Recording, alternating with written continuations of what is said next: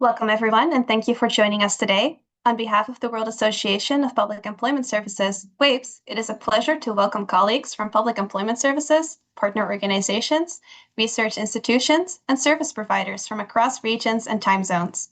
Today's webinar, Future Skills for Public Employment Services Counselors, focuses on how digitalization and artificial intelligence are reshaping labor markets and the role public employment services play in this transformation. Before we begin, just a few brief housekeeping points. This webinar is being recorded. You are invited to submit questions at any time via the Q&A function. We will address as many as possible during the discussion later in the session. I will now briefly introduce today's speakers and contributing organizations. From WAPES, our host organization, we are joined by Ms. Amandine Magnard, Executive Secretary of WAPES. Amandine will speak right after I finish, in French. Interpretation is provided, so make sure to enable it if needed. The research presented today is led by an academic team from the United Kingdom. We are joined by Dr. Alexander Nunn, Senior Lecturer in Global Political Economy at the University of Manchester, and Professor Tristram Hooley, Professor of Career Education at the University of Derby. From Germany, we are pleased to welcome Mr. Jan van Azen, Research Associate at the University of Applied Labor Studies of the Federal Employment Agency, and Ms. Andrea Hemp-Gepperts, expert in human resources development and competence management at the Bundesagentur für Arbeit. From the Republic of Korea, we are joined by Dr. Sang-Hyun Lee, head of the ESG Management Office at the Korea Employment Information Service. To bring in a provider perspective, we welcome Mr. Mark Hanke, CEO of NGS Germany, part of the APM Global Workforce Development Group. This webinar is supported by Deloitte, and moderation will be shared with Ms. Marie Serrano, Global Chief of Staff for Human Services. Finally, moderating today's session on behalf of WAPES is Ms. Nicole Klobes. With that, I will now hand over to Ms. Amandine Magnard, who will formally open the webinar and outline the objectives of today's session in French. Thank you so much. Thank you, Emma. And now I will switch to French. Mesdames et messieurs, ladies and gentlemen, dear members and WAPES partners, it's a pleasure to welcome you and to thank you for being being with us. It's a pleasure to see that this meeting gathers a lot of interested people from lots of areas in the world, and researchers and practitioners and committed partners who all wish to contribute to the future of the public services of employment. So today's session is within the future skills for public employment services stakeholders. So this was developed with our university partners of Derby and Manchester, who took part of the research work. So we would like to thank Alex Nunn and Tristan Hooley for their research, and we would like to thank Deloitte for their support as well. So this contributes to having essential reflection about the links, the articulations between technology and the human factors within the public services of employment. So many of you have taken part through surveys and consultations to this work. So thank you for your commitment, and the wealth and the relevance of this research depends on the experience and on the involvement of everyone. So our study shows a deep transformation. So the administrative tasks are more and more being digitalized and are automated. So we are now moving towards a more hybrid profile. The people need to understand the labor market with personal advice, collaboration with partners, and using tools based on AI. So this means we have lots at stake in terms of leadership organization. And this meeting today is like a teaser of the study report that will be published. So we will just share with you some of the insights, and the full results will be published in May and presented officially during the WAPES conference in Sarajevo. This is about making sure you have the opportunity to ask questions and we want to open the dialogue today. So I will give the floor to Nicole Clubs, who will moderate the session and guide you towards your exchange, within your exchange. So thank you for your participation, and I wish you a fruitful debate and session. And I will continue now in English. So thank you, Amandine, for setting the scene and framing the content of today's webinar. So as part of today's session, Deloitte is also supporting the Future Skills for PES Counsellors research and contributing with us as a practitioner and human capital perspective to the discussion. So I'm very pleased also now to invite my co-moderator, Ms. Marie Serrano from Deloitte, to share also a few remarks on the role and the study and why future skills for PES counsellors are very much a priority topic for our public employment services. So Marie, I give the word over to you. Hi, everyone. Welcome and very nice to meet you all virtually. A couple of words, if you don't mind moving on to the next slide. For those who don't know us, at Deloitte, we have a team of about 6,000 practitioners across the world who are specifically dedicated to improving the social safety net and helping those facing multiple disadvantage flourish. Our team works with labor market institutions across the world. That means government, PES networks, training agencies, ecosystem partners, to help them build, design, and modernize the way we support job seekers and employers, drawing from our global experience. And it's with this lens and context that we've been working with WAPES over the years on a number of topics, including the one that I have the pleasure to give you a bit more context on before we dive right into the research. So if we can move on to the next page, I will start with something that will probably come to no surprise of you all. Across the world, our public employment services organizations, or PES, are undergoing a major shift in how they support employers and job seekers. That's due to a number of drivers and disruptors in the system, thinking about higher caseloads, tighter budgets, talent shortages, or even skills disruptions, given the geopolitical and economic environment. In that regard, we are seeing a clear move towards digitally enabled hybrid model. And that means our PES are shifting services to becoming more digital, but human-backed. We see job-ready clients who are increasingly starting their journey online through portals, chatbots, guided pathways, while our counselors focus on those who need deeper, more personalized support. Those digitally enabled systems and public employment services also give counselors, job seekers, and employers with new and more tools to support the employment journey. You can think of, for example, almost real-time, ready-to-access labor marketing information, such as insights about skills in demand, local vacancies, but also tools, including AI-enabled tools to improve matching, profiling, and career guidance.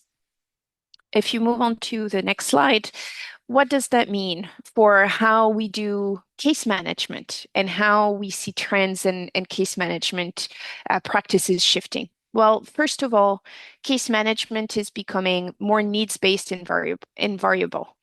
The job-ready clients who can be diverted toward lighter touch digital channels are contacted in a more light way. And because so much activity is now happening online, we have counselors who can track progress, training completion, check-in, but also how those navigating online services may need more support. The interactions themselves between clients and counselors are changing. We're moving from daily, weekly, in-person appointments to more flexible blended contacts.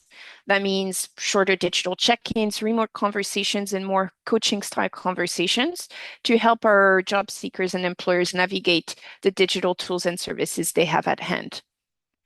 We also see, as Amandine mentioned, that counselors will increasingly work alongside AI-supported or AI-generated recommendations, whether that's on career pathway, training suggestions, action planning, or others. This, paired with increasing automation of the routine steps and processes our counselors are undertaking, means that they can spend more time on human-centered and collaborative work. For example, motivating clients, helping them build confidence, or supporting them by bringing other actors within the care ecosystems together to help them overcome their barriers. So overall, to close, case management is becoming more digital, more flexible, but also more personalized. And our counselors within that context are playing an essential human role to making this increasingly technology-rich environment work. And so the study today and the conversation we have, or we will have, is more critical than ever in helping us understand how the role of employment counselors will evolve and how can we set them up for success in their day-to-day work. I will pass it back to Nicole so we can dive in the content. Thank you very much, Marie. Yes, we want to move now on to the research core of today's session, the future skills for PES counselors, which is really interesting. And this is why you're all connected to this webinar. And we want to give you a short teaser of what we have been already on data. So the study was based on an international Delphi approach. And we have had a lot of data from insights from PES experts across all the regions of the globe. So I'm very, very pleased to welcome our research team, Professor Tristram Hooley from the University of Derby and Dr. Alex Nunn from Manchester University. And they both will provide an overview of the project's scope and methodology and share some early insights from the first rounds of the Delphi study. So the word over to you, Tristram and Alex. Hi. I'm going to start today. So thank you, first of all, for the opportunity to share some of our initial findings from a recent project that we've done, as Nicole says, on expert consensus on changing public employment service skills needs. Now, I can't see you all, but I did look at scan down the list. So there's some familiar names on that list. So hi, it's really nice to be back with you all. Those who don't know me, I'm Alex Nunn. I'm at the University of Manchester now, and I'm presenting today with my collaborator on this project, former colleague at the University of Derby, as Nicole says, Tristram Hooley. So there are a number of triggers for this research, some of which I'll go into in a little bit more detail in a second. But the first, and I apologize if you've heard me say this before, but I'm always struck. I've been working with public employment services for 20 years. And one of the things, I'm always struck by two things in particular. So one is the complexity of the frontline public employment service role. So, this often involves a change in range of services, change in policy priorities, dealing with people from varied backgrounds, dealing with people at points in kind of crisis in their own lives. It's part salesperson, part motivator, part counsellor, part advocate, part negotiator. It's a really complicated role. So that's one of the things I'm always struck by. And the second thing I'm often struck by is that complexity isn't always recognised, particularly at a kind of a policy level. Changes come through in terms of policy priorities without necessarily always thinking about the kind of human that is delivering that service at the front line. So that's one of the triggers for this project. So if we move on in the slides, sorry, can I see that? No. So I'm not going to tell you too much about the role of public employment services. You know that yourselves, and I dare say you could tell me a thing or two. The thing I want to try and emphasise, though, is as we get caught up in technological change and all sorts of different things changing, and the kind of mix of services that are provided and the ways in which those services are provided, it's easy to at least momentarily lose a focus on what the point of all that is. So the point now and the point in the future is about job seeker matching. It's about those things that are difficult and possibly impossible to measure, but nevertheless are what this service is about. It's about reducing employment duration. It's about improving skills matching, and ultimately taxpayer efficiency, employment outcomes, productivity, and at a global level, it's about those SDGs, isn't it? It's about decent work. It's about inequality reduction and about poverty reduction. So let's just keep that in mind as we go through. So if we move on one more slide. Okay, so few of you will have escaped, and I guess we're doing that again today, but few of you will have escaped a presentation or reading reports on mega trends like climate change, technological change, demographic change, and the ways in which they will drive the so-called future of work. And you know, it's quite a dizzying array of updates. One day it's jobs apocalypse. All the junior jobs are going to go. The next day, it's well, there might be job growth, but there'll be some transitional issues and so on.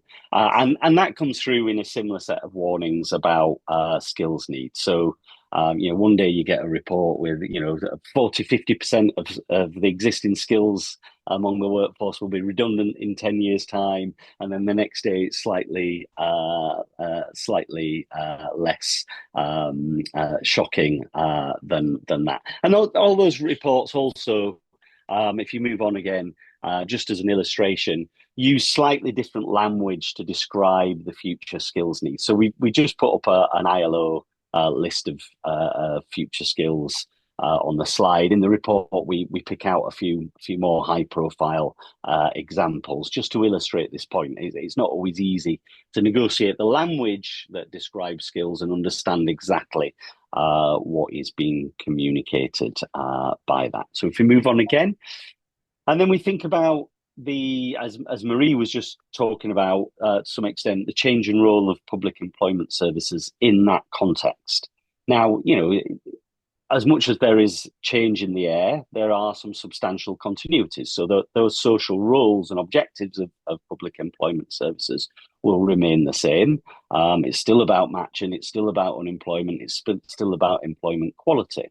There may be some shift in priorities, and there certainly seems to be a shift in messaging around policy objectives, around a kind of a shift to a more supportive and personalised journey for job seekers.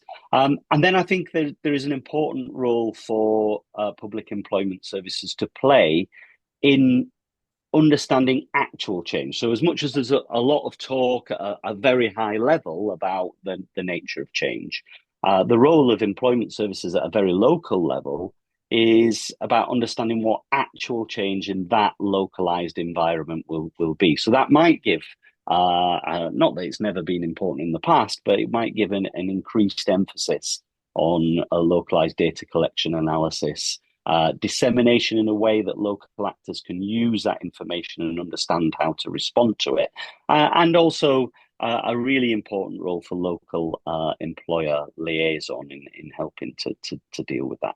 And that brings us to this role that public employment services can play in the context of those megatrends and the future of work and all that noise in helping people, both job seekers and employers, to understand the nature of change, to narrate that in a way that makes sense to them, and how and in a way that helps them understand how to shift their behaviour in response to that.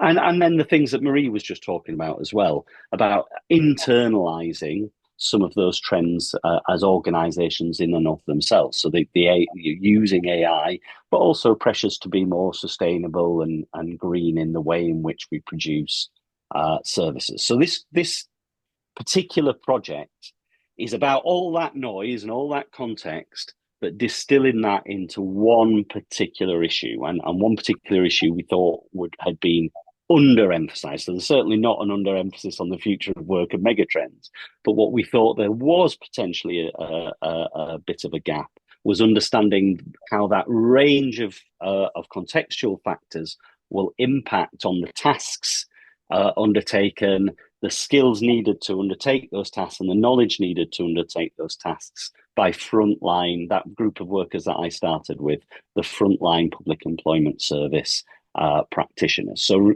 rather than relying on external voices to tell us what those skills needs, those task skills needs and knowledge needs will be.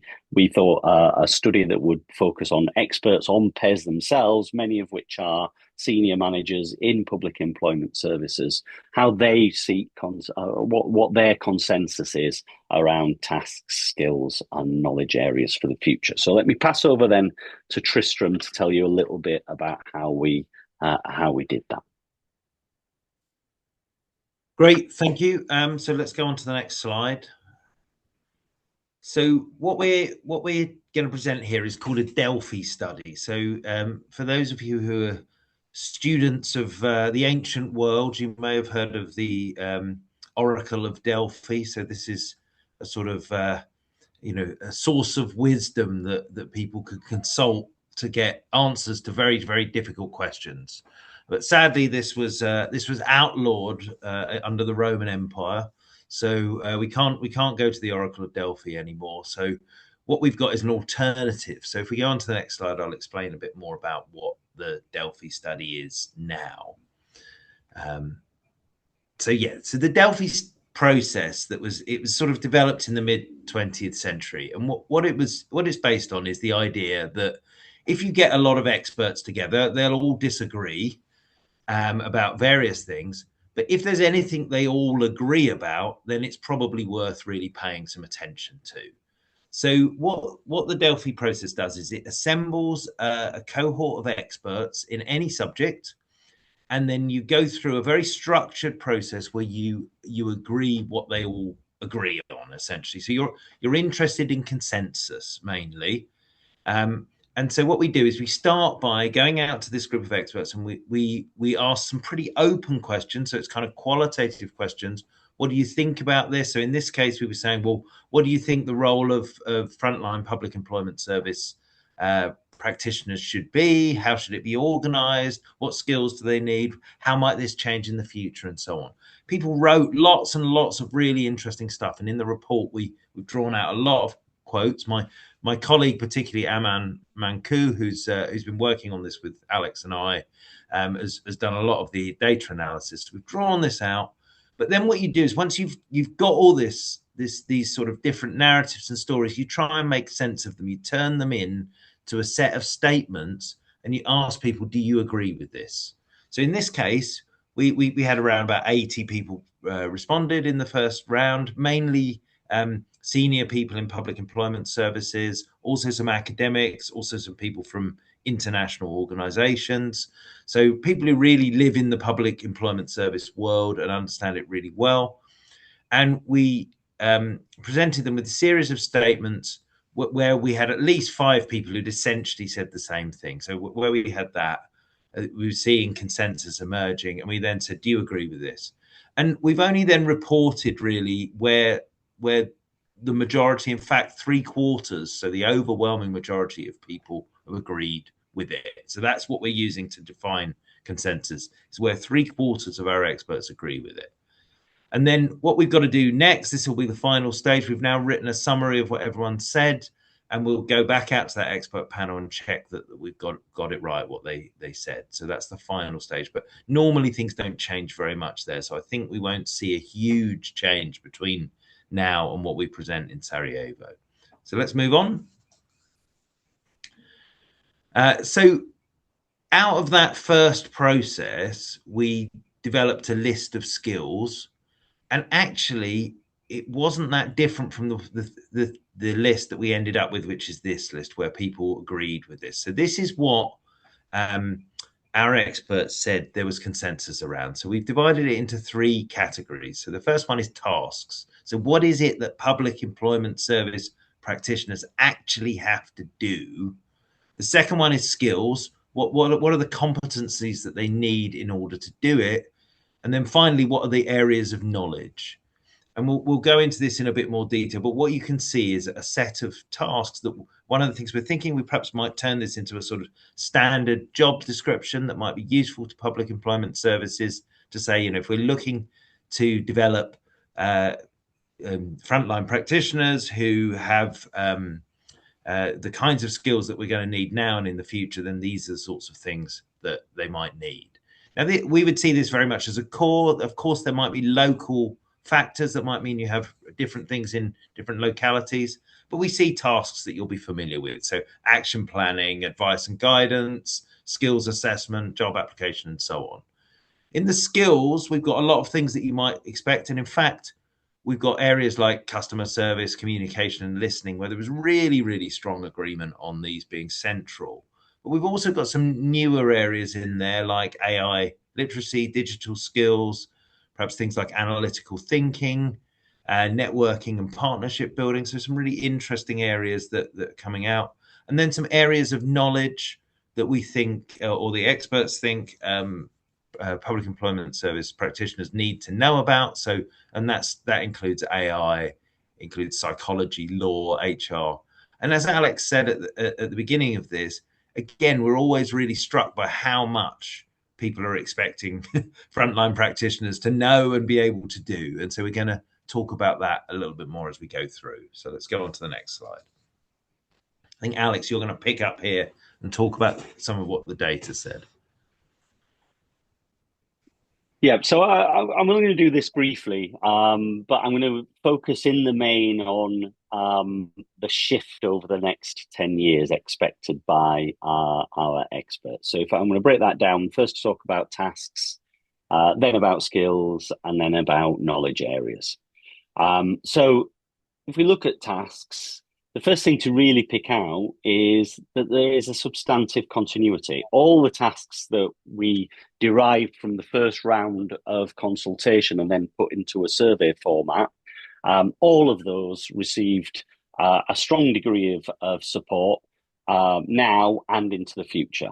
Not all of them into the future achieved our kind of consensus level. So everything except for administration reached consensus level. And then there were some notable changes, not necessarily in the absolute level of support for them, but in the relative importance of tasks. So as I say, administration is expected to reduce, but working with harder to help service users and managing frontline staff managing their own development were increasing in importance over that period.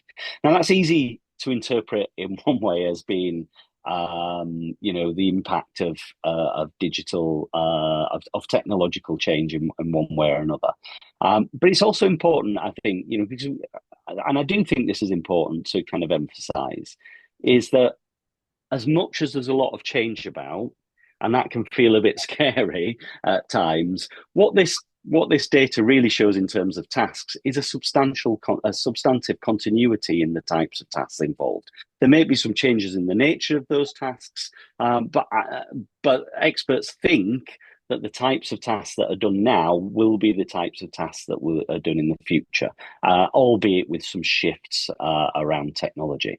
And if I kind of use, just an interpretive kind of think about that interpretively a little for a moment, I think a similar mix of change and continuity would have been present at any point in the last 20 years.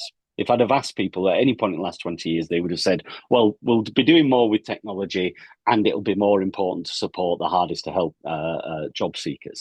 And people, our staff will have to be more about learning, managing their own learning into the future. So there is a lot of change around, but there is some considerable continuity too. So if you shift to the nature of the skills needs identified by by our expert group. Again, there's substantive continuity.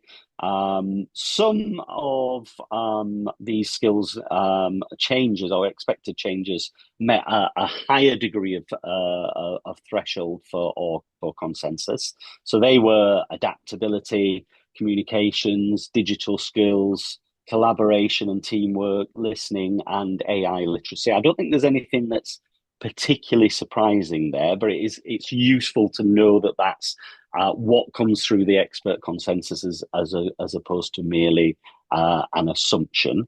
All those skills are becoming more important.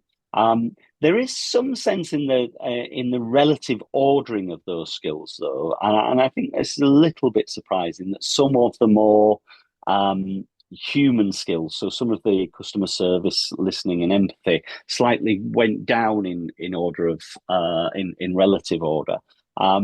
I'd be surprised by that, and that might be just about the noise and concern around technological change right now. But nevertheless, that is what came through our expert consensus. And then finally, if we move on to knowledge changes, or finally from me, Tristram will talk to you a bit more about qualifications and so on. So knowledge areas. So this is really important. And this came through in the initial consultation. So we kind of broke things down from knowledge, or between knowledge and skills. Again, there's quite a lot of consensus here. So all the knowledge areas met our lower level of threshold for expert consensus now and in the future, except for in the future around knowledge of employment and labour law. Those seem to be particularly increasing in importance going forward, though, are interesting in terms of thinking about how you will support job seeker groups. So the things that were particularly rising in importance were around mental health challenges, and both in terms of the nature of job seeker challenges and in the range of services that are available to support those job seekers, psychological issues, and again, AI and automation, and understanding labour market information. And again, that's perhaps not so surprising, but it is important that we gain a sense of what the actual what is actually happening in public employment services, as opposed to simply our assumption about what's happening. So if I pass on now, so that's a teaser of some of those findings. We go into a little bit more detail in the report. The kind of key messages that arise from that are, as I say, a high degree of consistency.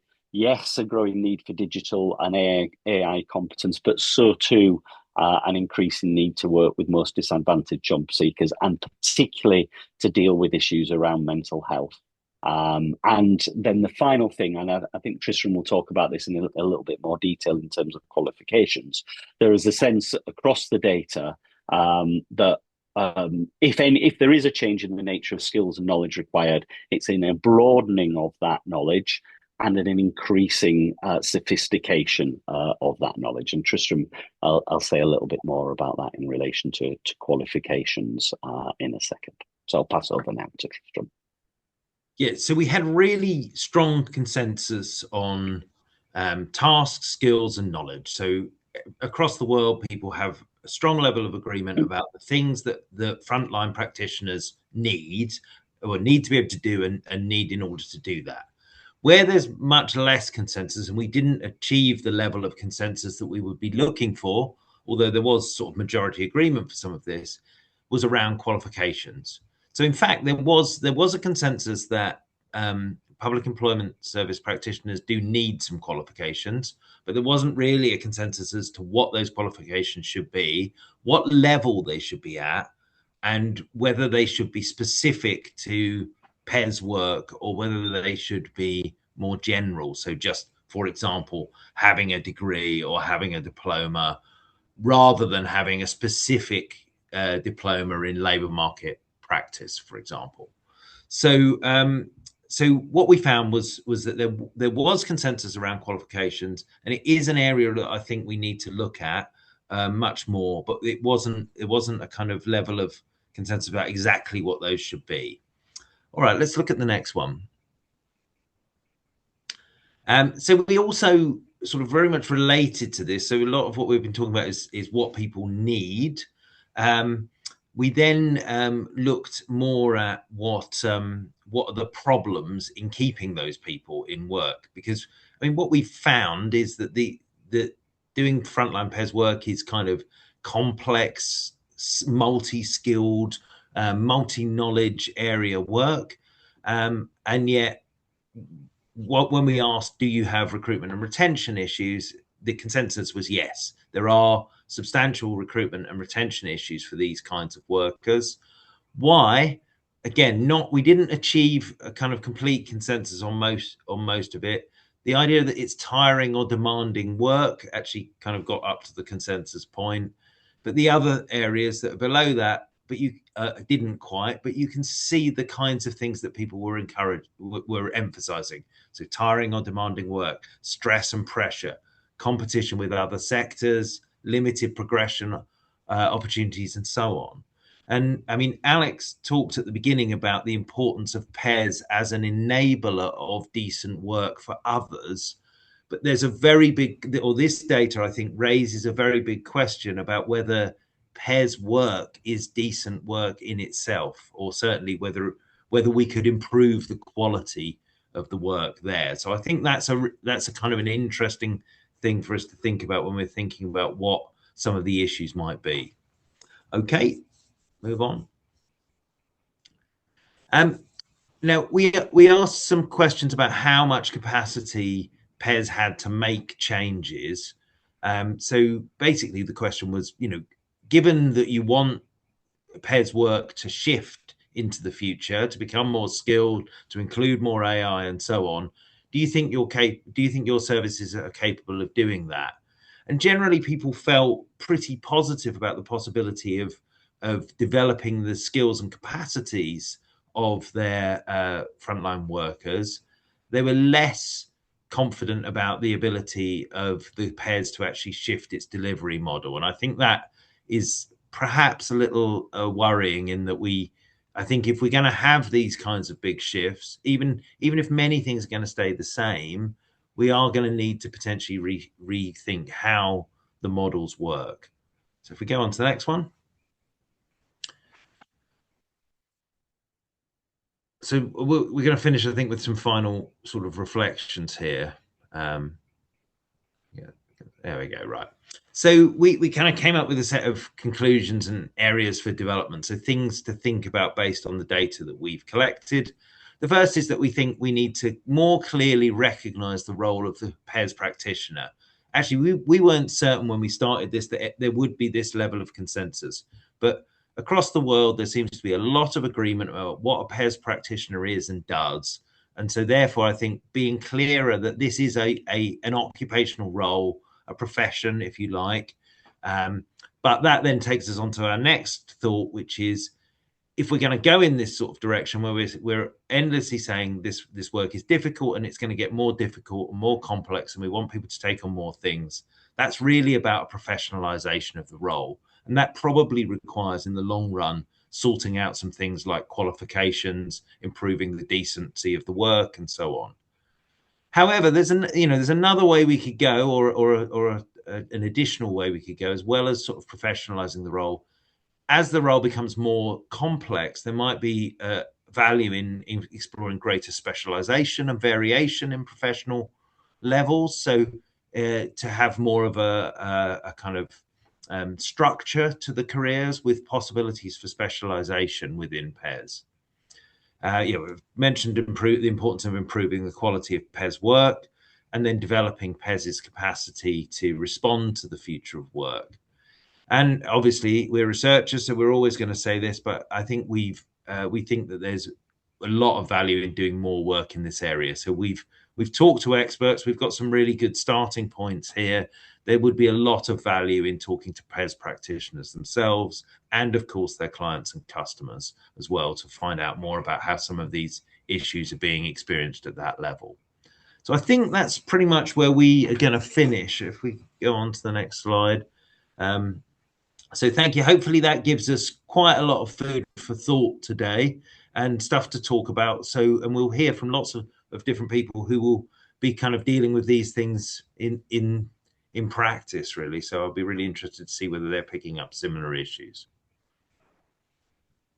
Thank you very much, Tristram and Alex, for the insights and for formulating strong evidence-based foundation, giving us some food for thought, as you said, for the rest of the session. So please, I want to point out that we might have a short question and answer session in the end. So if you have any questions, please put them in the chat or in the Q&A. I would like now to zoom on a national research perspective from Germany. The contribution will highlight key emerging trends for future PES skills with a particular focus on digital competencies. So I'm very pleased to welcome Mr. Jan van Azen from the research team of the University of the German Federal Employment Agency. Jan, the floor is yours. Yeah, thank you. Good morning from Germany. My background might be a little misleading. The weather is very German today, but at least today's topic is anything but. Thank you for the insightful presentation from our colleagues in the UK, and I even might build upon some of your findings during mine. My name is Jan van Azen. I'm from the University of Applied Labor Studies, as already pointed out. I'm a research associate together with 3 of my colleagues that you can see on this page here.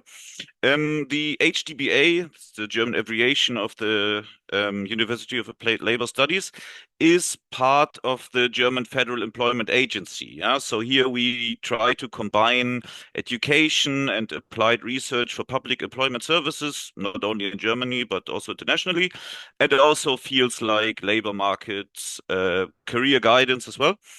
But today we want to focus, of course, on future skills for PES counselors, and therefore I'll be showing you some selected empirical findings from our project with the main emphasis on digital competences and training formats. So we'll start with a big picture. As already mentioned, we are part of the Federal Employment Agency, and they have a strategic orientation. No, the next slide was fine, thank you. The strategic orientation is being changed every couple of years. So it's a multi-year strategic agenda, and this is the one from 2030. And you can already tell that some of the aspects that the colleagues from the UK have been pointing out can be seen here as well. So digitally enabled service-oriented public administration, more online interaction with the citizens or the employers, and of course trying to address the demographic change and labor shortages that also increases complexity here. And these developments are not really new, but their impact is maybe stronger than ever due to the retirement of the baby boomer generation, and therefore, we can see a shift from administrative processing to providing services. Yeah, and that also includes growing use of AI and data-driven systems, more automation of routine tasks, so that the counselors in Germany can focus more on complex cases and interpretation. So as already mentioned, we are building on the previous presentation from the colleagues in the UK here, and Germany faces comparable developments driven by digitalization, demographic change, and rising service expectations from the citizens. And that leads to changing competences requirements for the staff of the PES. Now we come to a big difference between the 2 research projects. On the next slide, we can see our approach, whereas the colleagues from the UK did more a bottom-up approach with their Delphi study. We did a top-down approach by using 2 existing frameworks. Yeah, so at first, we wondered what are future skills within the PES, and we found in the literature that these are competences that are needed in new and complex counseling context. Yeah, so we used those 2 frameworks. Back then, the Future Skills Framework had 21 skills. Nowadays, they changed it end of 25, I think, to even 30 skills. And out of those, we picked 6 skills that we thought are necessarily important for PES counselors. So our research focus on the next slide in our project is how can future skills be effectively developed in higher education, continuing training, and daily work practice. So you can tell that we are even addressing this whole debate a little bigger, but today, of course, we want to talk about the PES focus. Yeah? So on the next slide, you can see those 6 skill dimensions we chose. Please keep them in mind because we want to stick to them during the rest of the presentation. but already mentioned, there were 21, so this is not a full representation of the underlying frameworks. This is more a, let's say, context-specific selection for PES counselors. So our study design on the next slide, I realized that unfortunately the bars on the right hand have not survived the merge, but nonetheless the percentages are still correct. So just ignore the bars here. More than 2,500 counselors have been asked by us within our project, and these counselors were from different departments within the German PES, so career guidance, employer services, job placement, job center counseling for people that are long-term unemployed, and also somewhat interesting that this survey has happened during 22 and 23, and this is one of the times that might be good that it's a bit older, because it is right before the huge AI step. Yeah, so maybe these findings are somewhat interesting because they do not include the generative AI things that developed right after that. Sorry, Jan, for interrupting you. Can you please slow down a little bit? Please take your time on the slides. The interpreters need to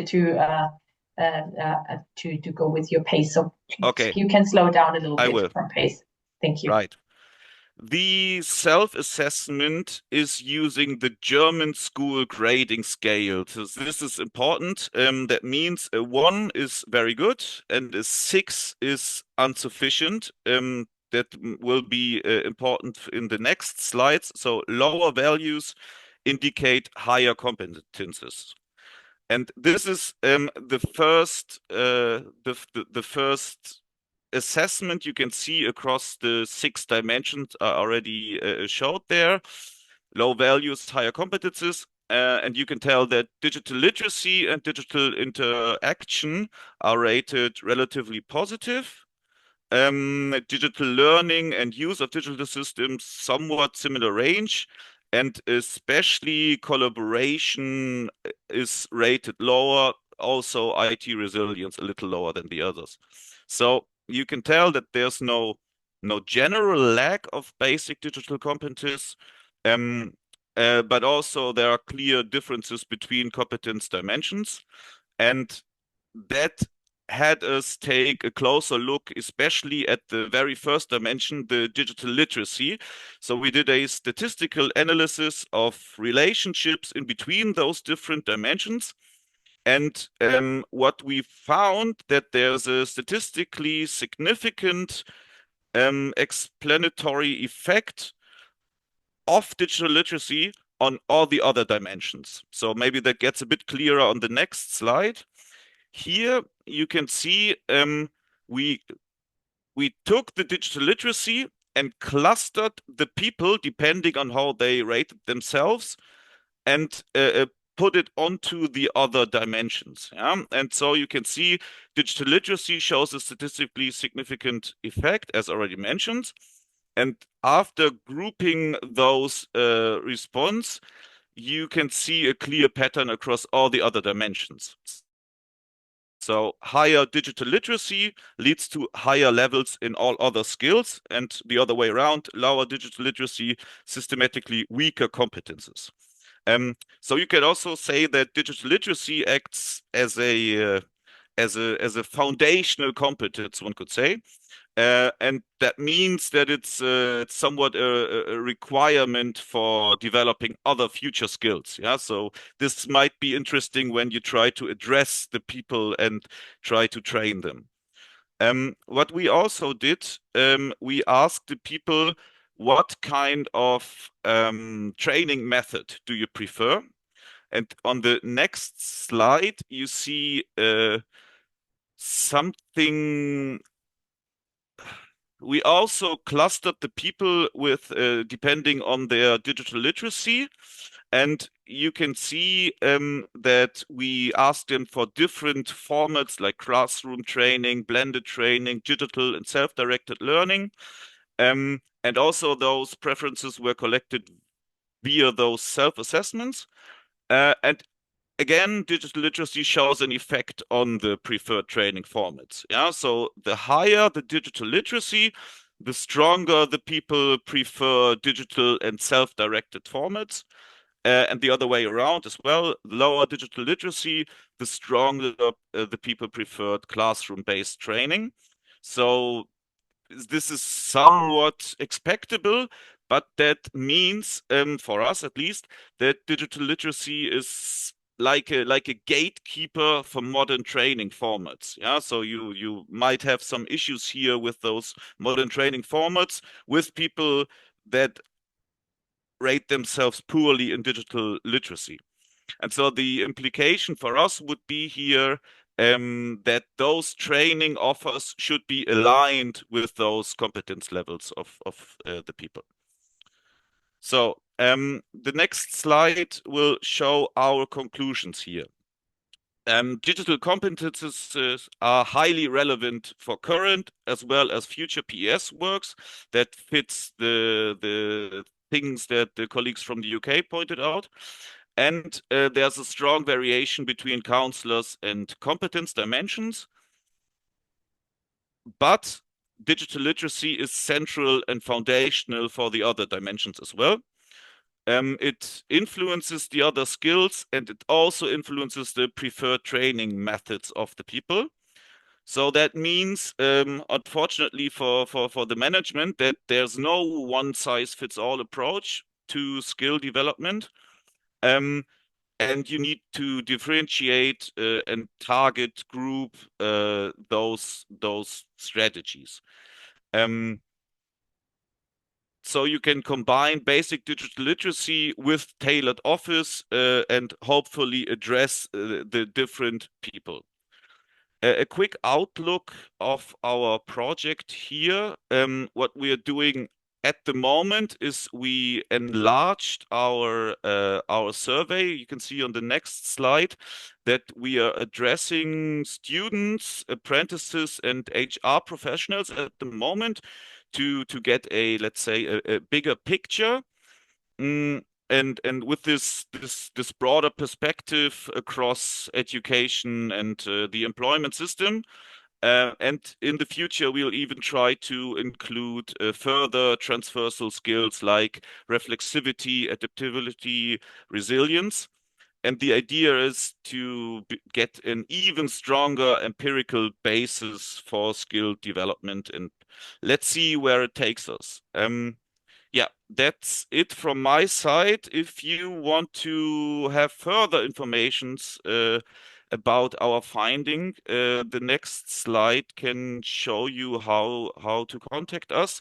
So either you can send us a mail, or you can add me on LinkedIn, or we realize that our SEO seems to be great, because if you just Google HDBA future skills, will be the first link, so you can take it from there.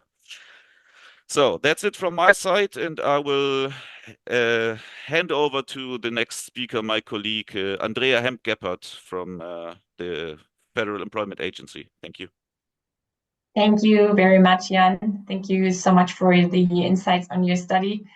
Before we move on to Andrea, I would like to have a short pause and briefly hear from you as the audience. We will now launch 2 short polls, and I hope Tiffany will be launching them already. And we have already also displayed here in the slides the translation for this, because we will only be able to launch the polls in English. And hoping that they're coming up. Is it working? Can somebody give me a sign if the polls are coming up? Super, I can see that they're coming up. The first poll asks which areas represent the biggest gap in preparing counselors for future skills. You may select here more than one option.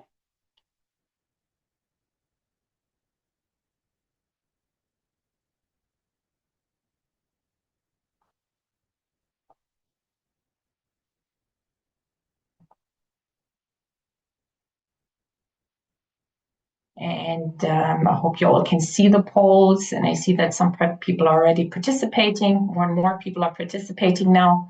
Super. Just give it a little bit more time.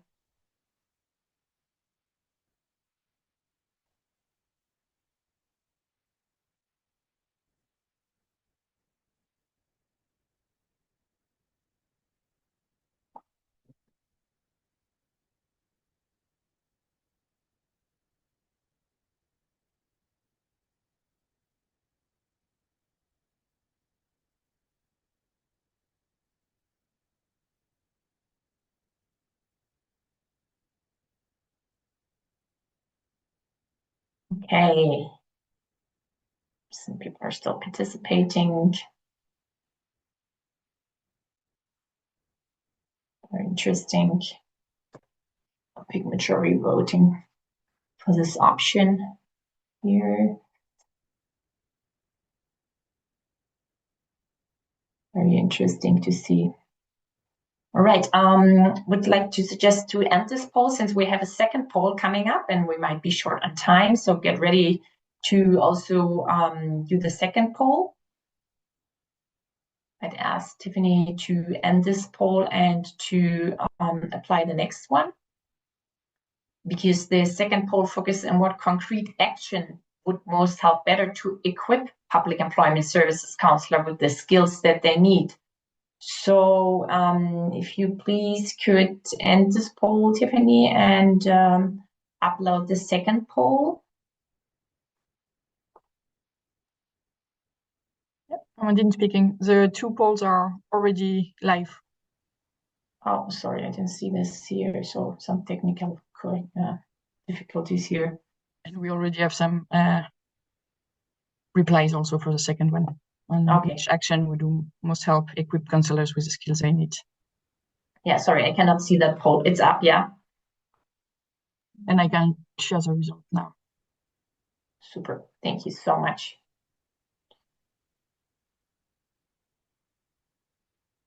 Wonderful, just let me know when we need to close it. I cannot see the second poll, so sorry for that.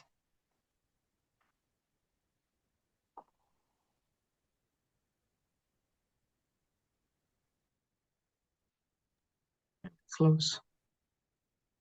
It's closed. Wonderful. Thank you so much for your responses. These polls are also linking directly to the best practices that we will hear next from our colleagues from Germany and South Korea. And they will show how they are addressing the gaps through structured upskilling, digital tools, and organizational changes in very practical ways. So I'm very excited that we will now turn to our concrete best practice example from Germany, from the Bundesagentur für Arbeit, on recruiting, retaining, and upskilling public employment services counselors. And I'm very pleased to welcome my colleague, Ms. Andrea Hemgeppert from the Bundesagentur für Arbeit. Andrea, over to you. Yeah, thank you, Nicole. Good morning and good afternoon. Thank you for having me today. In a world of rapid change, one question becomes central, as we have seen before. How do we attract people, retain them, and develop the skills we need for the future? In the next few minutes, I'll give you a compact overview along 5 points you can see on the next slide. Yeah, thanks.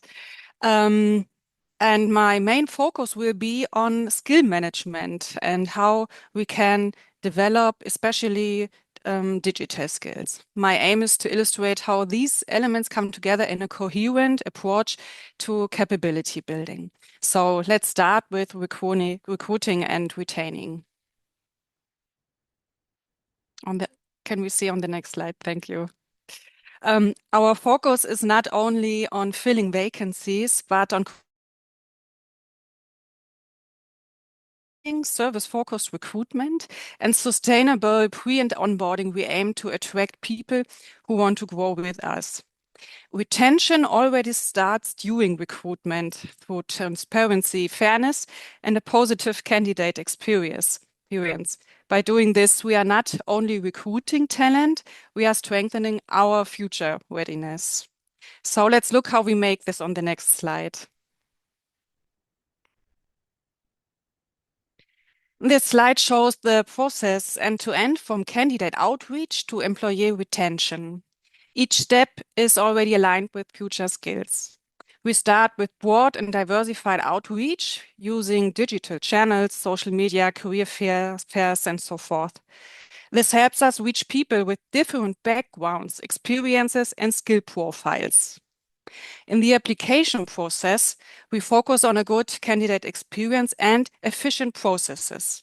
Early scheduling and consistent standards are not just about speed, they reflect digital ways of working that candidates increasingly expect. In candidate selection, the focus is clearly on competencies and skills.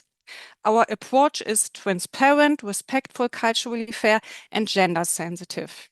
Qualified recruiters use standardized tools to ensure high selection accuracy, especially when it comes to identifying future relevant competencies. And finally, retention. Engaging pre and onboarding, learning and development opportunities, clear path and flexibility are key to continuous upskilling. In short, recruiting and retention are the starting point for building future skills across the entire organization. But it is what happens afterwards that really makes the difference. So this brings me to the next topic. On the next slide, the bigger picture of development. Thank you. This slide illustrates how we look at development as a coherent landscape.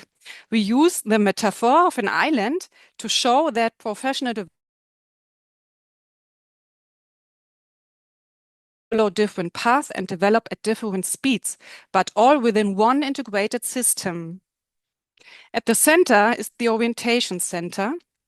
This is where reflection, guidance, and decision-making take place.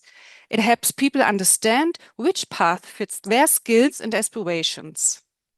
On the left, the early career path focuses on entry.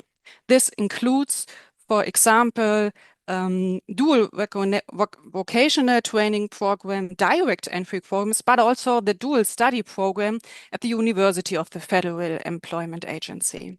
The learning path here in yellow allows people to continuously adapt and expand their skills. On the other side, we see two more specialized paths. The leadership career path supports people who want to take on leadership responsibility. This includes, for example, leadership discovery programs, or mentoring, coaching, and so forth. Next to it, the expert career path offers development for specialists. Here, people grow through specialist activities, project work, or also the master's program at their own university. Transitions between the leadership and the expert career path are possible and encouraged at any time. Overall, this slide shows one key message. Development is about discovering opportunities, seizing them, and showing initiative supported by a structured, transparent framework. Behind all these programs and opportunities lies a shared understanding of what people need to be able to do today and in the future. You can see it here in the center. And I would like to move on to the competency model on the next slide and explain how competencies and skills connect at the Federal Employment Agency. Thank you. We understand competencies as a combination of knowledge, skills, and attitudes. Our model is structured around 4 interconnected dimensions. You can see here the professional and methodically competence, activity and implementation, the personal dimension, and the social and communicative competence. There are a lot of future soft skills already in here, as you can see. But there are a lot of other skills which are more concrete than this here. What is important is that this model provides a common language across recruitment, development, and performance dialogues. It allows us to make future competencies visible and to connect in the next step them consistently with skills and learning. So how do we translate this model into concrete skills and targeted upskilling? Let's show on the next slide. Thank you. Skills are what make our competency model more tangible. They describe task or role-specific abilities. For example, using AI tools, working with data, or applying specific methods in daily work. In this sense, skills operationalize competencies. Competencies are built from multiple skills, including digital skills, that can be developed, assessed, and applied in different contexts. Moving towards skills-driven HR management means making this logic systematic. We start by defining a shared skill set for the organization. We then capture individual skills, combine self-assessments with feedback, and identify skill gaps. Based on this, skills can be developed through targeted learning opportunities. And finally, deployed purposefully in task projects or roles. The benefit is clear: greater consulting quality, systematic re- and upskilling, more targeted learning, efficient workforce deployment, and also stronger cross-functional collaboration. In short, skills are the link between strategy, development, and daily work. And this leads directly to the next topic, upskilling. Yeah, thank you. Upskilling starts from day one and follows a systematic standardized approach. We use activity-based induction programs that combine theory and practice. The basic program focuses on establishing key work skills. This is followed by the advanced programs where role-specific and professional skills are further developed. But the professional development does not stop with these two programs. It extends across the entire employee life cycle, driven by individual as well as collective learning and supported through a blended approach. Overall, this structured approach ensures that employees quickly become effective, confident, and capable of developing new skills. Training needs are identified through different complementary touch points, as we can see on the next slide. Thank you. At the core are dialogues where individual strength, development goals, and skill gaps are discussed in a structured way. The channels help surface learning needs that arise directly from daily work or changing requirements.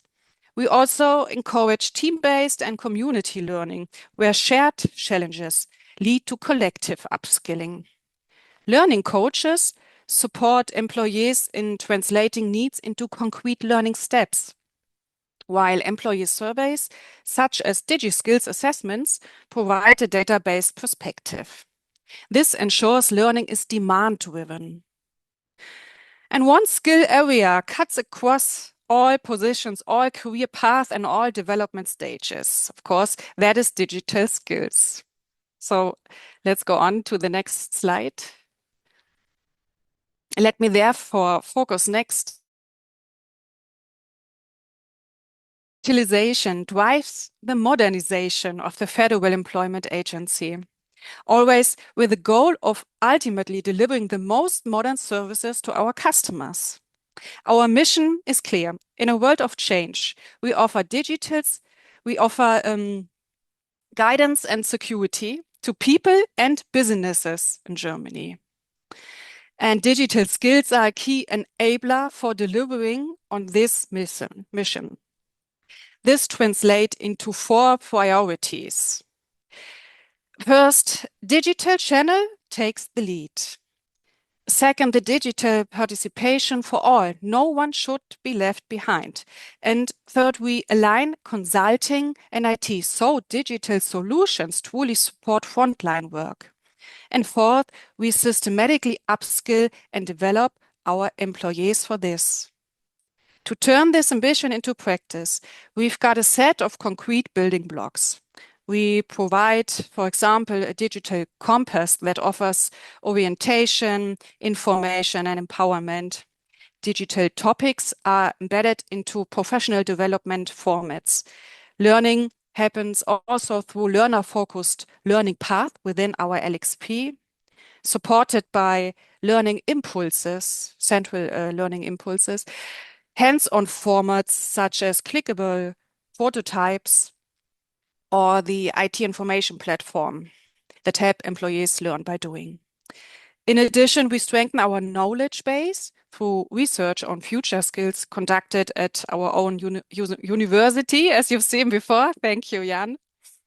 And so digital skills are a strategic lever to drive digital progress across the organization. To make this effective, digital enablement needs structure, as we can see on the next slide. That is why we differentiate between 3 levels, depending on functions and responsibilities. At the foundation level, we address all employees, including the PES counselors. The goal here is a confident and customer-focused use of IT. This includes, for example, the digital literacy, collaboration, basics of AI and prompting, digital learning, and so forth. Their role is to support and integrate digitalization into daily work. Here, topics include, for example, digital change management, human-friendly automation, or AI governance. The aim is the ability to guide teams through digital change. At the 3rd level, we focus on headquarters and digital experts. Key topics include, for example, identifying automation potential, data management, and trustworthy AI. At this level, digital skills directly translate into designing and operating digital solutions. Our digital skills framework is aligned with DigiComp and also informed by internal surveys. Employees need orientation on which digital skills are required for their daily work. We address this through target group-specific programs, enabling employees who work with AI and digital tools across different levels. We use a mix of practical formats, such as on-site IT consulting, team-based IT updates, as well as digital learning, self-checks, and so on. Together, the last slide shows how we connect digital ambition, skills, and role-based enablement, turning digital transformation into a shared organization-wide capability. Yeah, thank you. And to conclude, our approach to shaping the future rests on 4 pillars. Effective skill management creates transparency and flexibility.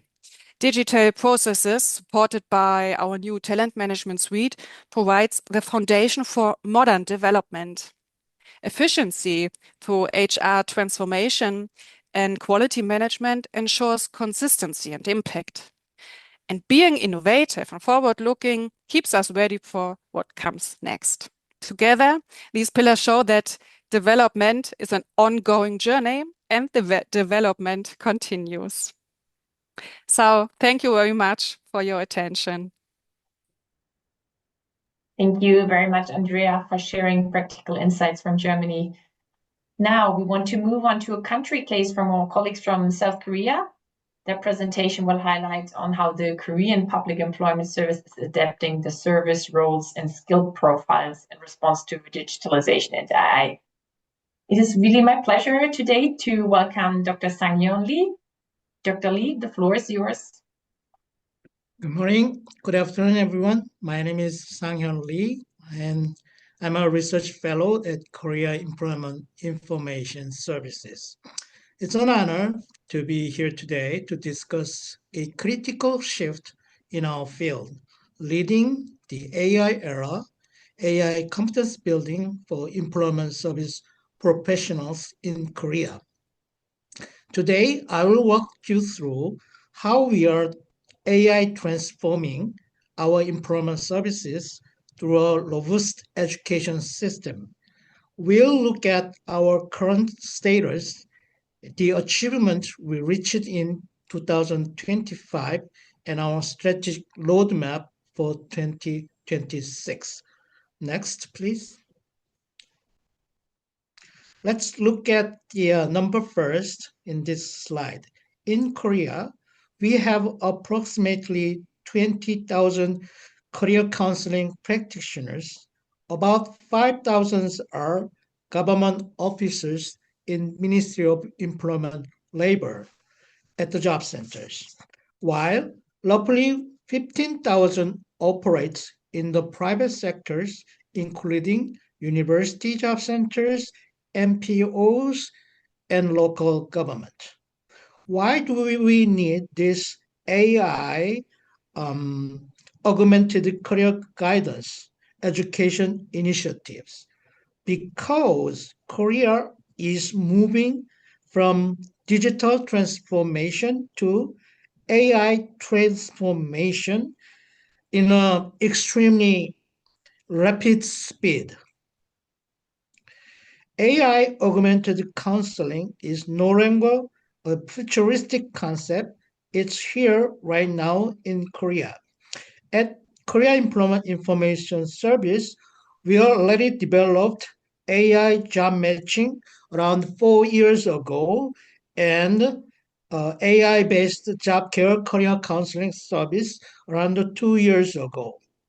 And then further, our clients are already using ChatGPT or Gemini for resume writing or preparing job interviews. There were reports 40% of job seekers are used AI for preparing resume and job interviews. A month ago, I had a lunch with a counselor who is retiring. And then I asked her, what are you going to do after retire? Such a long time, hours of doing something. And then she said she wanna talk to AI more. And then she said right now, because of the work, she's talking to AI around 2 hours.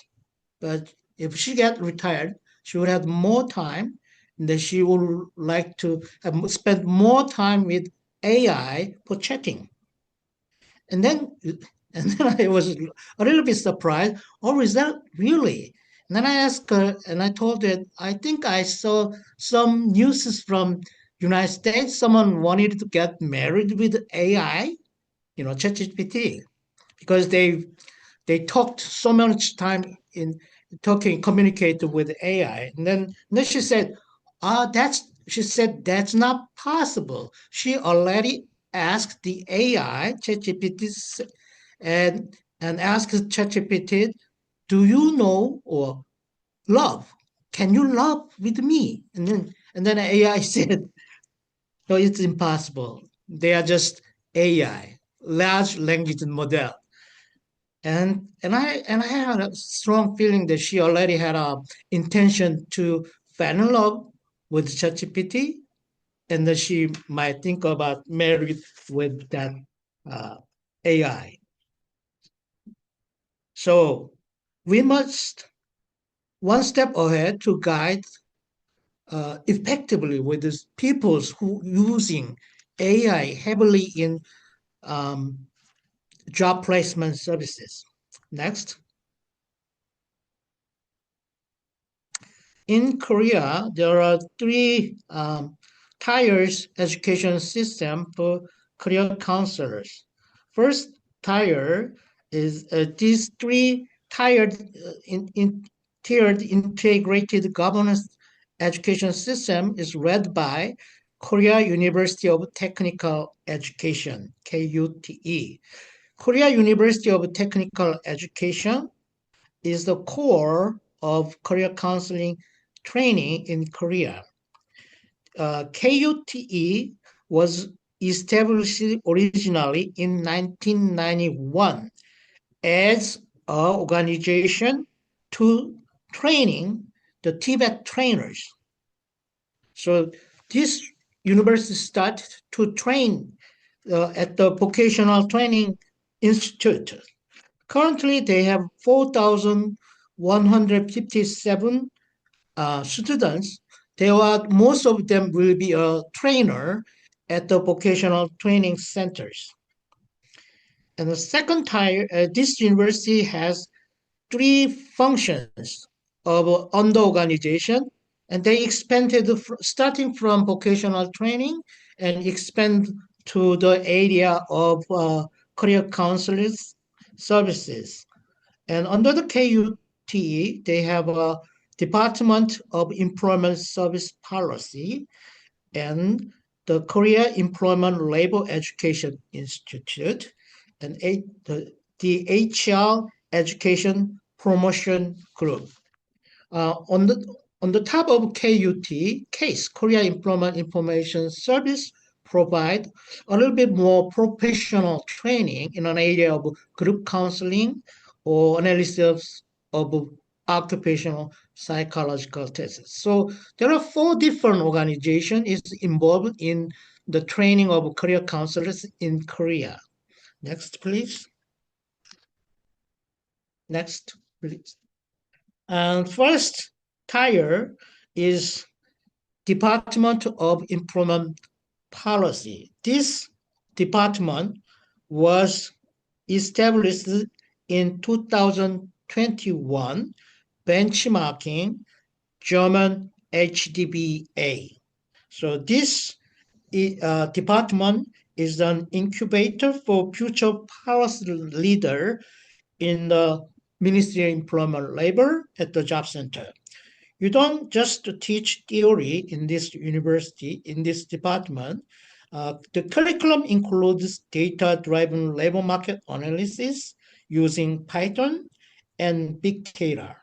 To incentivize the excellency, the students receive bonus points for civil service exam and the grade 1 certification for career counseling as they graduate this department.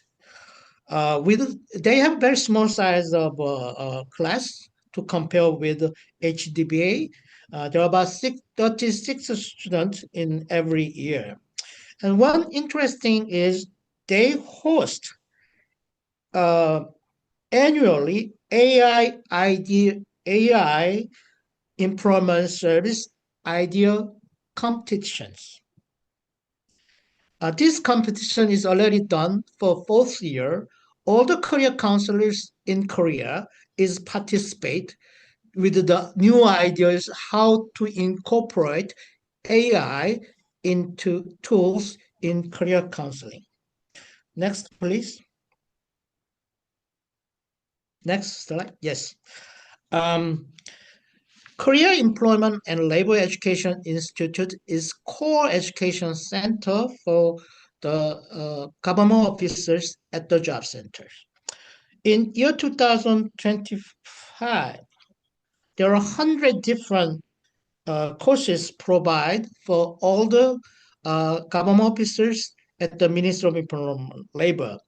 And every government officers at the Ministry of Employment and Labor must have 1 week enforced training at this institute. You can see the institute in the pictures. For AI training, in this institute provide 1,313 participants with 9 different courses. For the Ministry of Government staff training, we provide using occupational information and job matching and job care counseling fundamentals, AI-based employment market analysis, supervision of career counseling using job care. Job care is AI. And for contracting out private sector training is also conducted an AI impact career landscape and generative AI basics and AI-powered job support case studies was provided. Thank you. Next slides. For HR education promotion group, there were 1,155 15 professionals was participate in the private sectors with career counseling A to Z courses. Course satisfaction was 4.76, and there were 20 more than 20 partner institutes was participated, including women research job centers, veterans job centers, ensuring that the benefit of AI literacy reached diverse demographic groups. Next slide. And detailed curriculum was like this. What exactly we are teaching is 7 hours intensive on-site training is built for populars, prompt engineering for ChatGPT, teaching 12 optimization of strategy specifically for counselors, story making using AI to generate story bank for personalized resume, and psychological analysis utilizing AI to interpret vocational interest tests more deeply, and smart assistant courses showing counselors how to build custom GTPs to automate their repeated workflows. Next slide, please. The urgency of AI transformation. The acceleration of AI transformation in employment services in Korea, as I told you, is extremely rapid. Everybody is using in Korea AI. Even the retired person, counselors is using it. Our goal is to move beyond the general AI education. We are addressing the specific needs of career counseling. By doing so, we enhance productivity throughout the entire counseling life cycle, from the first interview to final job placement. Next slide. The conclusion, as we look toward 2026, our roadmap focused on 3 keywords: scaling up, standardization, and expanding reach. We will develop new courses focused on business productivity through AI. We are establishing a standardized master plan that guides our counselors from a basic to advanced AI masters. Finally, we will expand our reach with nationwide on-site training tailored to specific needs of local institutes. AI is not here to replace counselors. It is here to empower them. By building their competencies, we ensure the human elements of employment services remain stronger and more effective than ever. Thank you for your attention. I'm now open to questions you may have. Thank you very much. Thank you, Sang-hyun. And the questions, please feel free to direct them in the Q&A, and we will be answering them as we go. As we said, we'll have a short Q&A period if time allows at the end of the webinar. If we can move on to the next slide, it is now my pleasure to introduce Mark Henke, the CEO of Ingeus Germany under the APM Group. We had the opportunity to now hear from a few public employment services organizations, our researchers. Mark will bring the perspective of our employment services providers, speaking to how the private sector is reshaping staff skills and service delivery in the digital environment and what this means for public-private collaboration in the labor market activation space. Mark, off to you. Yeah, many thanks, Marie, and many thanks for having me. As you would expect from a typical German presenter, I will be very concise, structured, and completely free of humor. So the letter was a joke. So I will talk about the future skills for counselors, and pretty much similar to what Andrea amazingly showcased what the BA is doing, the biggest purchaser in Germany, obviously. So the question is, how do we recruit, retain, and develop 21st century coaching talent? And especially given we are living in a very complex tech-enabled environment. And why do I have a caterpillar and a butterfly on my initial slide? The main reason is, and this is the same with our clients, the people we mainly serve, unemployed people, and our counselors. Very often they start as caterpillars, and just by time, by doing the coaching on a daily basis, they develop and become beautiful butterflies. And you may know or not, but butterflies, and that's the scientific proof, do not know how beautiful they are because they can't see their wings. So that's what we do with our clients, the unemployed people, and with our own staff, our counselors. We try to show them how beautiful they are, how beautiful the work is they deliver day by day. Because, and if we could please move on to the next slide. It's very tough to be a coach these days. So for most people I know, it's very tough to navigate your own life in these really turbulent time quality, to be resilient every day, to get up and do what we're all doing. But for coaches, it's even more difficult because they do not only support unemployed people or inactive people and massively increasing, and we had this in the study of the UK colleagues, more and more people have massively health issues and depression and burnout.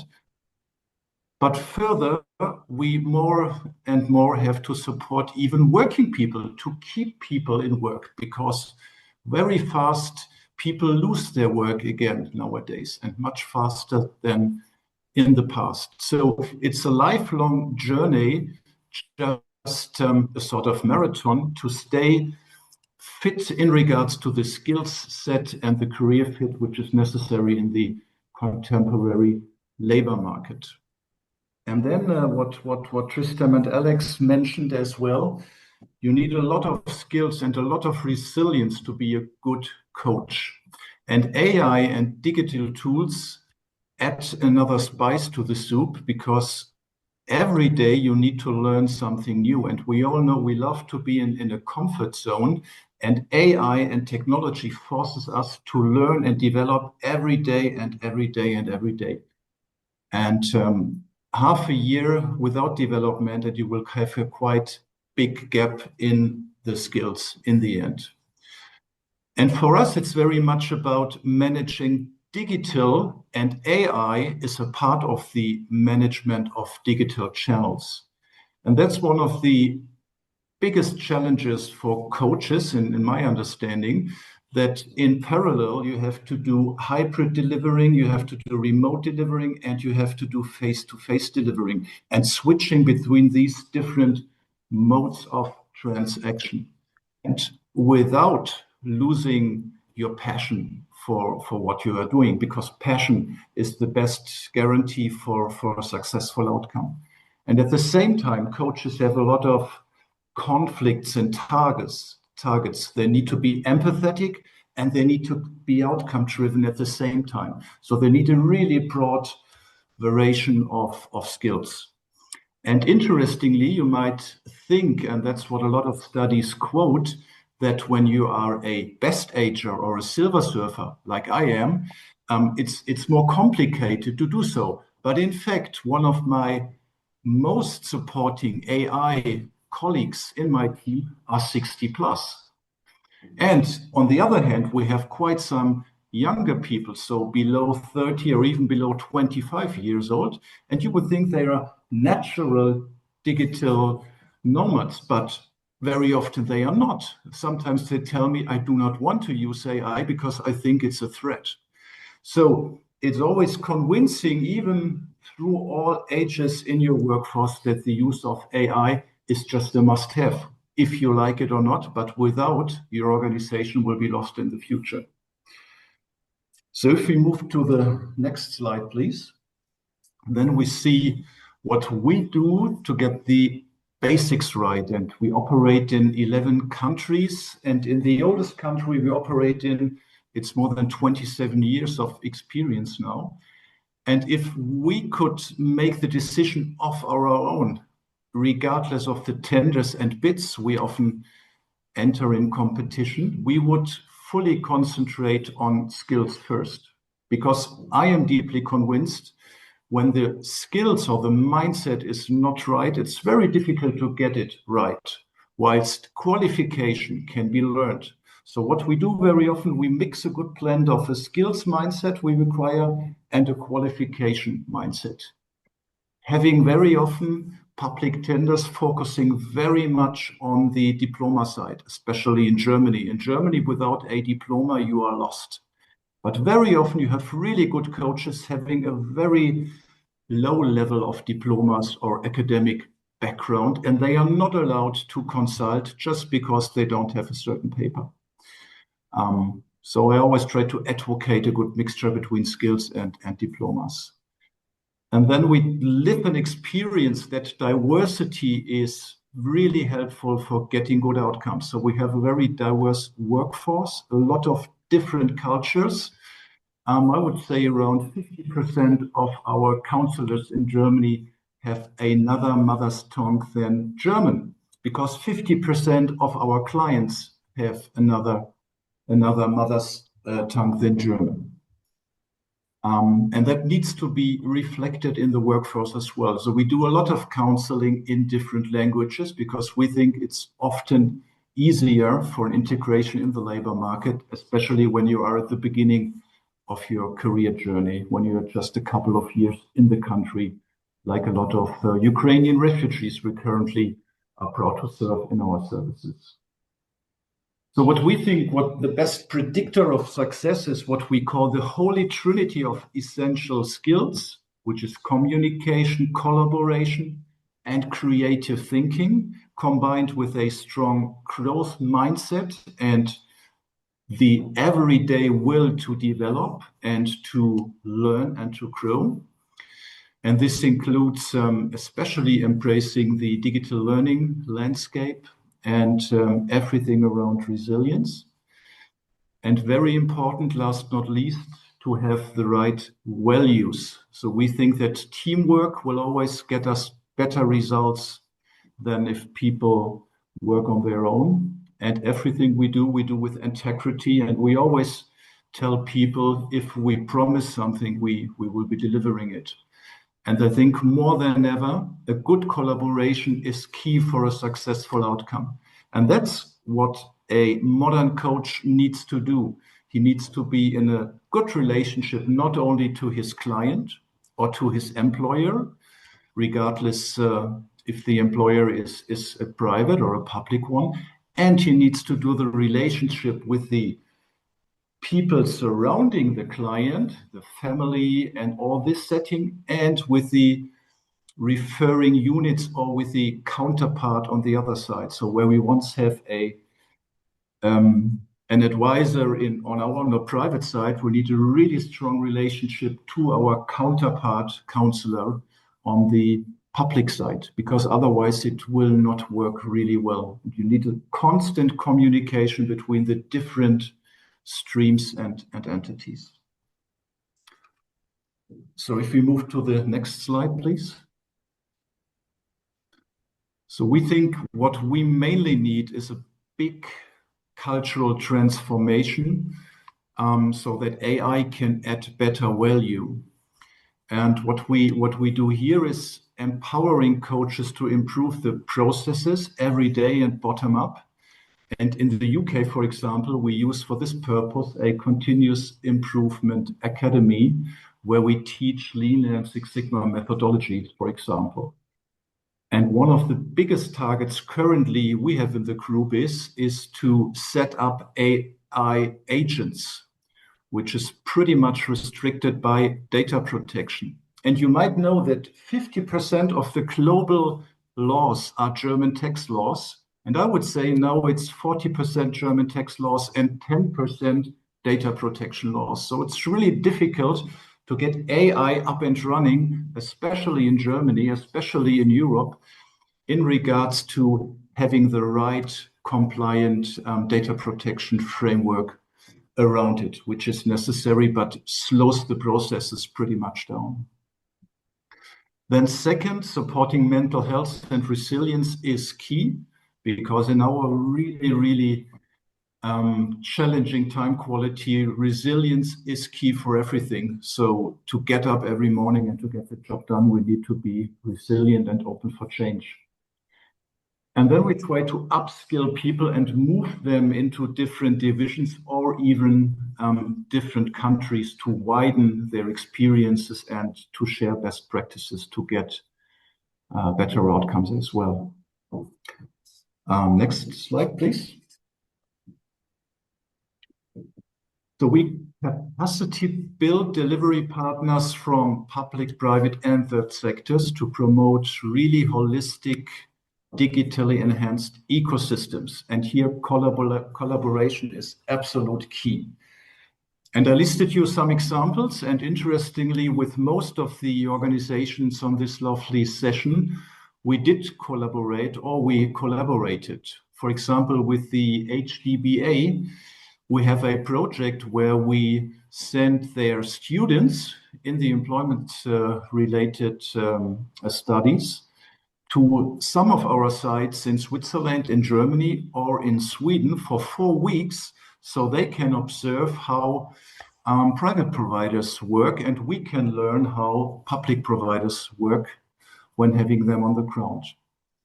And in Australia, Canada, and all the English-speaking world, we train and upskill local NGO partners and deliver seamless customer journeys, for example, by using shared databases which purchasers and providers use at the same time, and where we were allowed to monitor performance metrics to have a better best practice overview.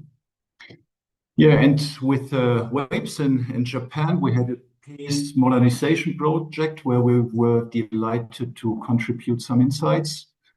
And last not least, Stingy is Spain had a campaign, especially in Latin America and in Northern Africa, where we designed and developed rolling out some ILO online training formats for coaches and other PES resources. Yeah, next slide, please. So what I want to underpin is that really collaboration is more key than ever. We need to collaborate on every level because every system has advantages. And I personally am deeply convinced the best mixture is a good collaboration between public and private. Fully privatized, in my opinion, is not good. And fully public services without private addition is not good either, because they are too single-minded. So if we are able to merge both views, we will have the result we all want to get and what we work for, bringing more people into sustainable employability.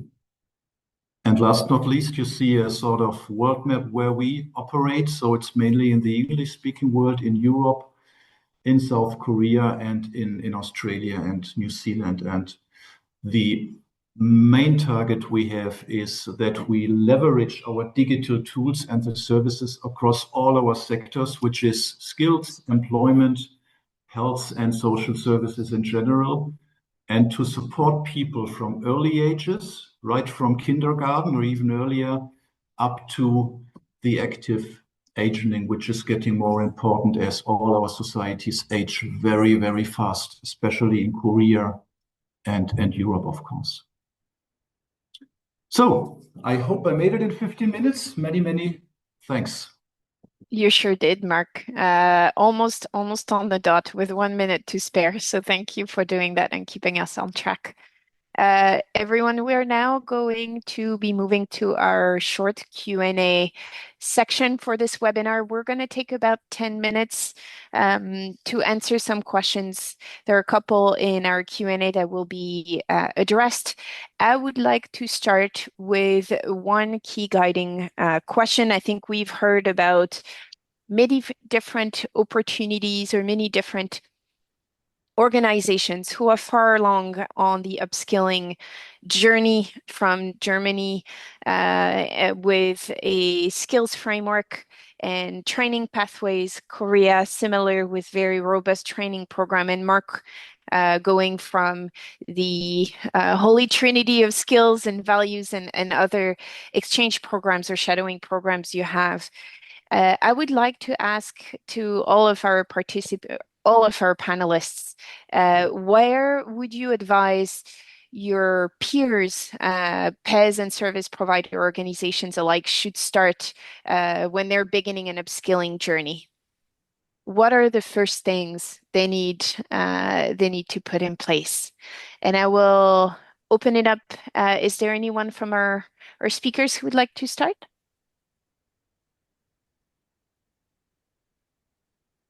If not, Andrea, I will conveniently go up our PES list if you are willing to. Would love to hear from you. Yeah, thank you.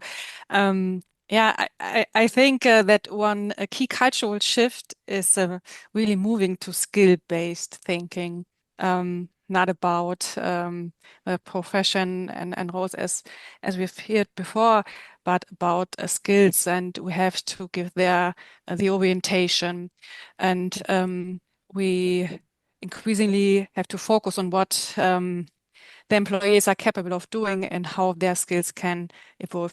And therefore, we have to encourage a learning mindset and to promote the idea that continuous learning is a part of everyday work, not an exception on additional burden. And we have therefore to strengthen the culture also of experimentation, I think.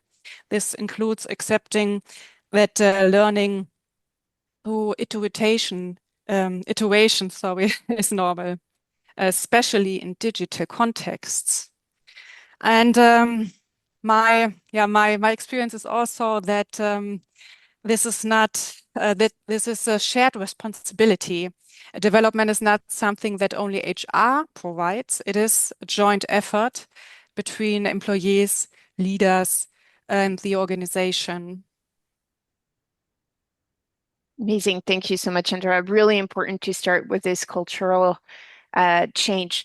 For our researchers, curious to hear from you, Jan, Tristram, Alex. We've seen in the polls that were published right after your sessions that there are a number of things, from understanding the skills needed to being able to start shifting towards a change mindset that our PES need to do. Anything that came up particularly, or any highlights you would provide for this group?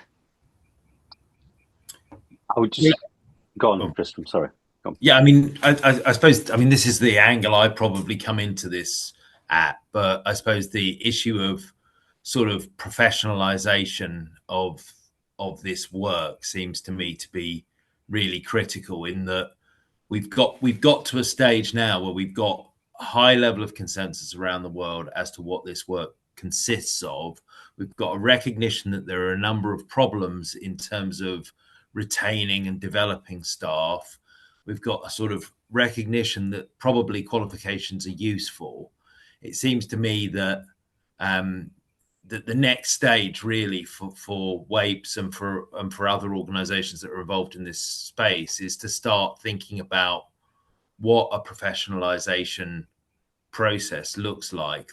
And one of those elements would be sort of international mobility and interoperability of different systems. So if somebody's trained to a high level of competence, perhaps become one of the more senior people within PES, is it possible for them to transfer their skills around and so on? So that seems to me to be an agenda that's very worth thinking about at both a national and an international level. Absolutely. Jan, does that resonate with your approach and your study in terms of a starting point, that understanding of what baseline we need to focus our attention on? Pretty much, yeah. I mean, as we all pointed out, there are different effects taking place at the same time concerning the labor market, as well as the people and their demands are changing. And we also have the fact that different counselors can different things good and not good, so it's very hard to address those people, and that could also be the biggest question, like how can we target those different peoples in a way that helps them and not find a one thing fits all solution for them. Yeah, so this is one of the biggest questions for us as well. Thank you, Jan. Dr. Sang-hyun, curious to hear from you. Where did you start this journey? How did you get to where you are today with all of this robust training framework and approach on AI and digitalization? What was the first step? I already mentioned through my presentation, we should start from the demand of our clients. Well, maybe it's an extreme case of Korea. Our clients already way ahead in AI transformation to compare with the current our organization. It's more likely we need to catch up with the people already using heavily. From the examples of our senior retired lady that already using 2 hours ChatGPT for whatever with communication for social wise. The Korean people is right there, and they are 40% of people already using AI tool to find a job and apply for the job, and then they still not some of the people is using that correctly in a way of really ahead, but still some peoples are too much dependent on AI and not properly using the AI.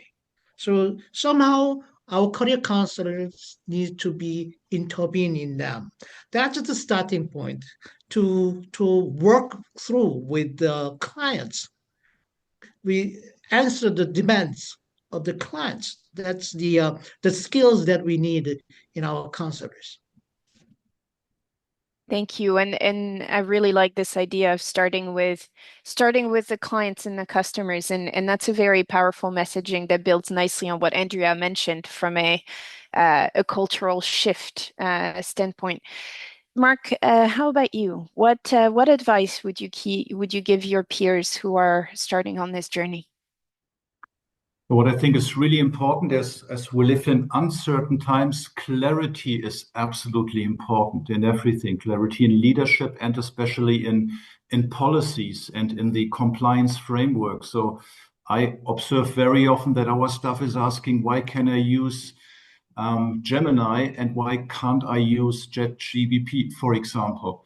And why can I create a personal agent, but why can't I use the agent of my colleagues? And so there's a lot of unclarity in all these processes around AI, which really slow down the whole process. So I think to have a really clear policy framework, what is allowed and what is not allowed, and why is it allowed and why it's not allowed. I think that's really crucial going forward.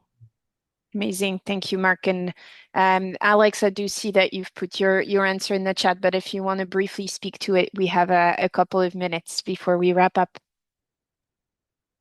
Just to agree with everything that colleagues have said, but also I guess the one thing that I'm emphasizing there that might be slightly different is that the data on skills use across nearly every country and every type of organization suggests that workforce skills are either mismatched or underutilized in the workforce. So what that means is that there will be skills in your organizations that are not currently being fully utilized. That's difficult to do, but one of the things in the evidence that suggests overcomes that problem, I mean, it's often driven by kind of process or system constraints or managerial cultures, etc. But one of the things that the evidence suggests helps to overcome that problem is employee forums and helping to identify where they see processes preventing them doing things more effectively and utilizing their skills in the most effective way. And I know some PES are really, really good at this, skill sharing between staff and so on. But it's a practice that I think has a lot of potential internationally. Thank you, Alex. And I believe France Travail, actually, who will be speaking to us this afternoon as well, is doing some of that. So hopefully they can cover a little bit and give us some insights. But I really like the messaging of starting from the client or starting from the counselor, and making sure that we're opening these communication channels and making sure the culture is well established before we embark on upskilling. With that, I will close our short Q&A section so we can pass it back to WAPES. I will note for panelists and speakers, there are a couple of questions in the Q&As that we'll do our best to address as the webinar closes, and I will pass it back to you, Nicole. Thank you so much, Marie. So yeah, as we come now to the closing, just I want to emphasize that really we should not underestimate the skill sets of PES counselors. As I've been working also myself as a counselor, I'm very passionate about this topic, and it was super interesting to hear everyone really supporting our PES counselors, since they're really the ones talking to the client in the end, and are together with other colleagues from the Public Employment Service really shaping the heart of the Public Employment Service. So I think that's why it is even much more important really to support them. And so I think we all learned quite a lot today, and that this is really a lifelong learning path and needs a lot of resilience as well as interpersonal and digital skills. So just want to emphasize this is a high skill set that a PES counselor really needs. So thank you so much to all of you, to the speakers, and to all our presenters today, really, for preparing this and for the really rich discussion and all your questions and the participation of you guys. So just a reminder, as Maria already said, there is another second webinar this afternoon, Central European time.